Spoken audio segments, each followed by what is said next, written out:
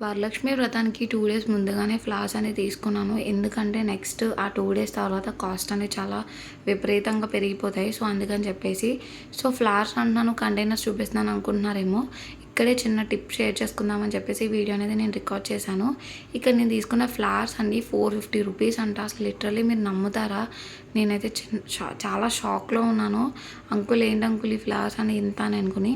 So, నేను చూపించిన విధంగా కంటైనర్స్ లోపల ఇలా పేపర్స్ అనేవి ఫోల్డ్ చేసుకుని మొత్తం ఇలా అరేంజ్ చేసుకోవాలి. సేమ్ ఇదే విధంగా 2 కంటైనర్స్‌కి చేసుకోండి. మీ దగ్గర ఎన్ని ఫ్లవర్స్ ఉంటే అన్ని కంటైనర్స్ అవుతాయి కదా!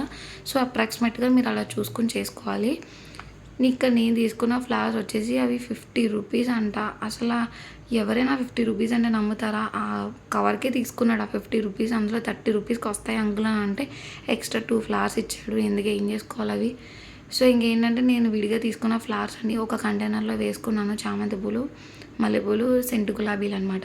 సో, ఇవన్నీ విడిగా తీసుకున్నాను. అమ్మవారికి ఏంటంటే విడిగా ఒక చిన్న మాల అనేది తీసుకున్నాను. సో, దీని మీద సేమ్ ఇలాగే ఫ్లవర్స్ అన్ని పెట్టేసుకున్నాక పైన పేపర్ కూడా ఫోల్డ్ చేసుకొని ఇక్కడ మెయిన్ పాయింట్ ఏంటంటే పైన పెట్టే కంటైనర్స్ క్యాప్స్ అనేవి చాలా టైట్‌గా ఉండాలి. ఎయిర్ అనేది వెళ్ళకూడదనమాట.